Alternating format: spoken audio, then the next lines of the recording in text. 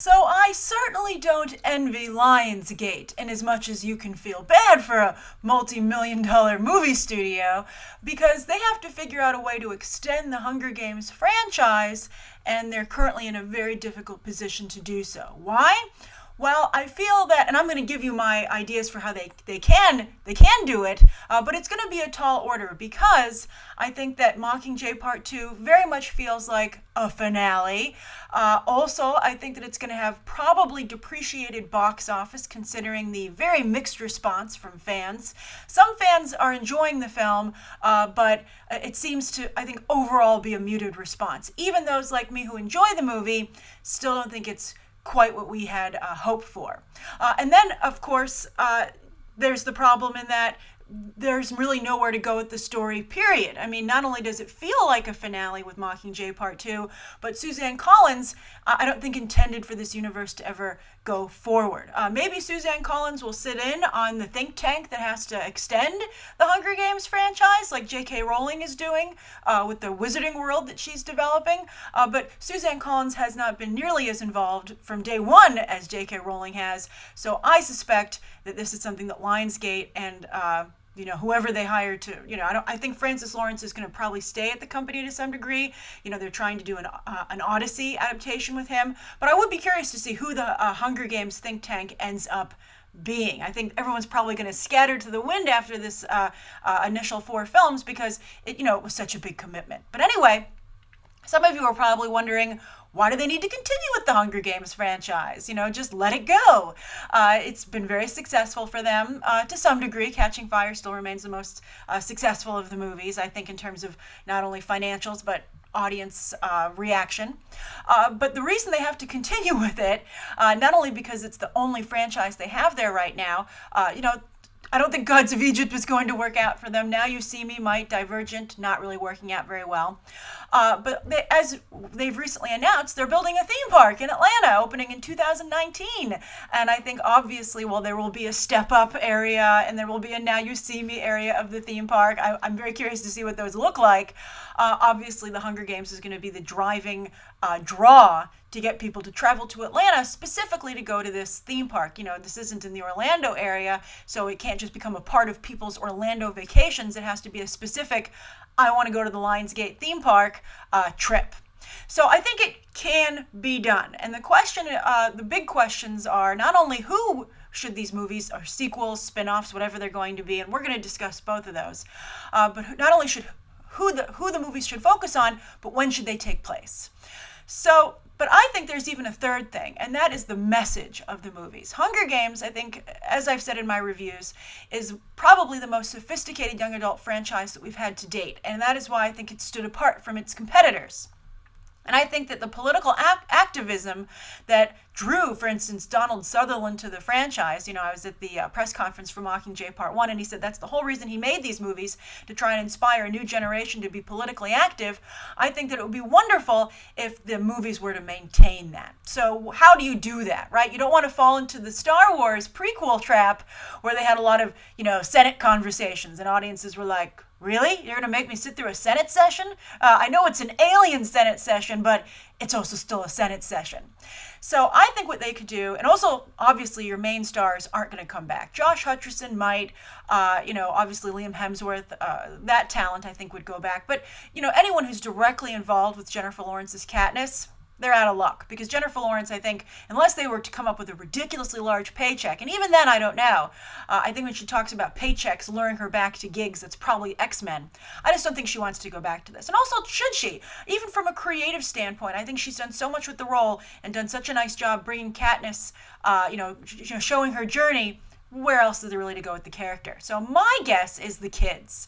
Because not only, and by the way, this is spoiler territory now. If you're curious, I'm going to have spoilers here. So anyway, because obviously we're talking about where to go after the movies.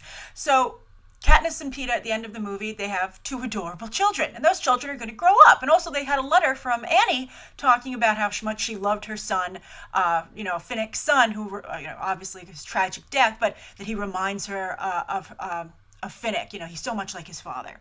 So these children are obviously going to grow up. So I think that they would probably become, prominent citizens in Panem because of their parentage. So I think you could have an interesting situation where you jump forward very far into the timeline and you see what's happened to these kids. What kind of leaders are they? I think that the audience would have a lot of interest just seeing what happened to them. Some of them might go into the military. Some of them might go into the political leadership. Are those separate in Pan Am, the way it's developed?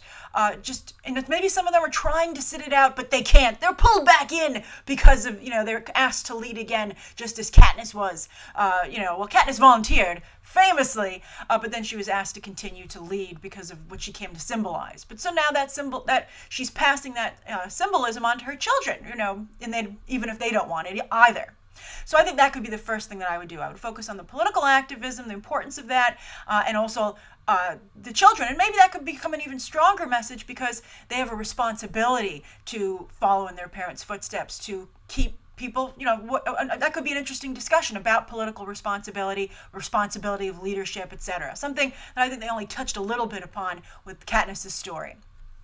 So the other thing that I think that they could do, I have 5 things, top 5 list. So the second thing is that obviously when the Hunger Games movies were at their most potent, and I think they're the biggest crowd pleasers, was when they had games in them, right? They're called the Hunger Games. And I think that when that left the franchise, I think that it took a little something away from the movies. And I think that's clear in part 2, because when they have the game makers booby-trapping the Capitol, those are some of the best parts of the movie, and I think they really add a lot of energy back into it. And you're like, okay, I do love the political aspects, and I do love the talking, and I do love all those elements, but it's important to remember that the games, the spectacle, balance it out. So how can you bring the games possibly back, right? Because they voted against it, I think rightfully so, of having the children of the Capitol leaders participate in Hunger Games. But my feeling is that we've seen what happens in a region when it's destabilized. For instance, I'm talking about most recently the Middle East. So continuing the real world mirroring of this franchise, I think it would be very interesting, I would think it would be very, mirroring the real world. I think it would be very interesting to have some part of the Capitol faction escape. Even after Snow's assassination by angry mob, and even though the coin's out of the picture, I'm sure there are still some people who liked this way of living. They lost a lot.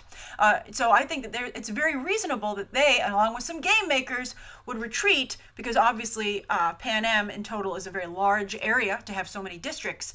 They would go into hiding, and they would have to perhaps, not only they would get followers, but the rebels would have to take care of them. So you could have some kind of elite group go in to try and take them down, and what do you know, they find themselves facing Hunger Games style traps yet again. And I think you could either have new soldiers part of this elite group, or you could have some old faves join the squad, like Johanna Mason, right? I think that would be, or maybe bring in the children here. I think that would be very interesting indeed. And again, it would get the games aspect back into the franchise. So that's my second idea, Renegade Hunger Games. Now, speaking of old faves, there's a lot of discussion as to whether or not there should be prequels, like seeing old games that we've heard so much about. Haymitch's games, his original game. Johanna Mason, we've met so many victors, how did they become victors? But I have to say, having seen all of the movies at this point, I don't really feel like I want to go back. As much as I love Johanna, and as much as I love Haymitch, I'm not really interested in going back and, going back to the Capitol's heyday. I think that as interesting as that might be, I think to the core fan base, I think to the casual fan, and these movies need those to be the blockbusters that Lionsgate needs to feed the franchise, to feed the monster that is Hollywood franchises. I think that it would feel too much like, back to square one. I think you just have to keep moving forward. So I think the prequels are definitely on the table, but I don't think they're a very attractive choice. But I think with Haymitch, now this is very interesting. My fourth idea is Hayffie. And Hayffie apparently is something that a lot of people are shipping, and obviously that the movies are aware of, because they have that that kiss between Haymitch and Effie Trinket at the very end of the movie. Although that seemed a little bit more like a friend kiss, I don't know. Or maybe Haymitch is like, Katniss doesn't really like Peeta that much, but that relationship is so strong because of the bonds and the friendship there, just like this friends, that maybe me and Effie should get together. But anyway, BTT viewer, reader, typer, tweeter was like, oh, Hayffie, I love Hayffie so much. So I was like, I see interest there. Let's try and capitalize on that. So what happens to Haymitch and Effie after these movies? What becomes of their life? Maybe they're used by the new government to maybe do some kind of goodwill tour. Maybe they find themselves in a difficult situation that they too have to fight. I mean, Haymitch was in the games. He was a contender. He was a victor. So he's obviously good at what he does. And I think Effie has her skills as well. So they could be some kind of weird Han Solo Princess Leia combo. And that would be very interesting to see them on an adventure. And I think I would be interested in seeing that. And I think, as we all realize, Woody Harrelson is, I think undervalued. And also Elizabeth Banks is, her fan base continues to grow. So how nice would it be to see two of the best supporting actors right now out there step into, combine their powers to be leads. I think I would actually be very interested in that. And I think that on their adventures, they could do something that is going to be my fifth and final idea, and that is to explore the other districts. I think that these movies, there were 4 of them. They really went into depth on a lot of things, but I think we never really got to know any of the districts outside of the capital and District 13. Those are the ones we got to know the best. And even there, I feel like there's still lots of ground to cover, literally, because these are physical places. I mean, I know our lead characters come from District 12, but even that was never really well sketched, I felt. I think that, and I've often complimented the world building of this franchise, but it was always something that, it gave you an idea that there was something more, but we never really went there. So I would love to explore the other districts. I mean, I think they piqued our interests with them, not only with the world building of the movies, but also the promotional campaigns for these movies. The posters always the capital would always celebrate the other districts. And I'd be like, that's pretty cool. I would love to see these districts. And they have such interesting, specialties that I would like to see how they shape the different members of those districts. I don't think, that mining seemed to have too big of an effect on Gale and Peeta and Katniss. I mean, you have a hunter, a political activist with Gale he turned out to be, and a baker slash painter. Not exactly, but maybe that's the idea. Don't stereotype miners, right? But still, what you do for a living shapes you, and I think that it would be, interesting to see how it's shaped people. So I would love, maybe Effie and Haymitch could go on that, weave it into their movie, or just find new characters in these other districts. What's happening to them post the rebellion? What obstacles have arisen for them? What is it like to live there? Again, I don't envy Lionsgate because this is such a politically heavy movie. How do you keep it fresh but still poignant, and keep action being, it was like another fight, another war, another Hunger Games. What's going on here? So I think that you have to continue to focus on the military, and this time go on the front lines. Not just the Propo team. And I think that could be done perhaps in the different districts. But so that's something I think that should be like. And I also think that would be loyal to the books and to the original movies, but it would be very fresh because we haven't really gone there. So those are my 5 top ideas for how to extend the Hunger Games franchise. It's a tall order, but Lionsgate must figure out a way because they have a theme park to promote. So I'm curious, do you like any of these ideas? Do you have any ideas to add to the list? Do you want to see more Hunger Games movies? How do you feel before and after seeing my list? And also, do you want to go to this Hunger Games theme park that opens in 2019?